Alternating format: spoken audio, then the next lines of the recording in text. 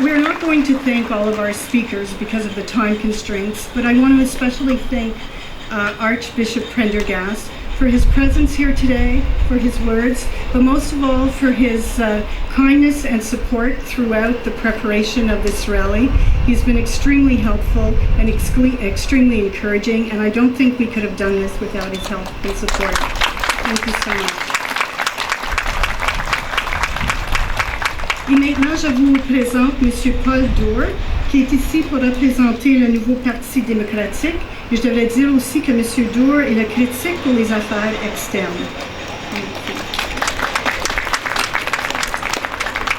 Bon après-midi.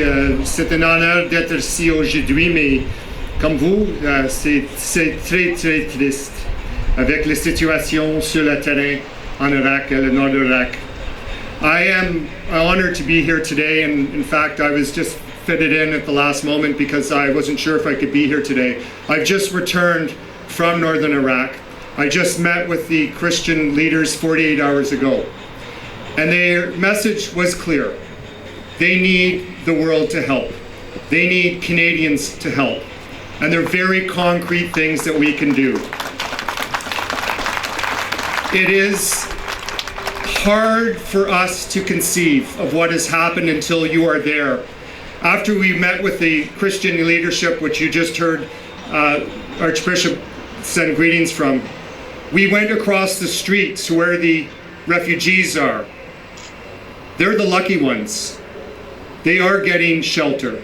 They are getting food. But there are hundreds and hundreds of thousands of refugees in places like Dewar, which haven't got the support yet that we can provide for. And we do not know exactly the numbers of those who have been slaughtered. They're the ones who weren't able to escape.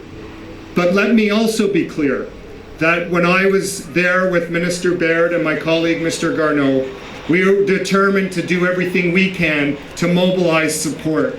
So let me just be very concrete in what you've already been instructed to ask for. We have to build refugee camps immediately. It is so crucial that we help those right now who are literally living in the streets, who do not have food, who do not have water. It is embedded in all religious doctrine to take care of one's neighbor, and that's what we need to do. It is for you to understand what has happened. It is like taking the whole population of Ottawa and vacating that population to the other side into Gatineau. It is very close. We were on the front lines. We could see where ISIS was 2 kilometers away. And people have had to leave without notice with 24 hours with just the clothes on their back if they're lucky. So we can do this. Our country will be there, I'm sure, and let's keep the pressure up. And let me leave you with a story of hope. When I asked the officials in Kurdistan how they were coping, because they're already having to deal with the huge number of refugees who came from Syria before.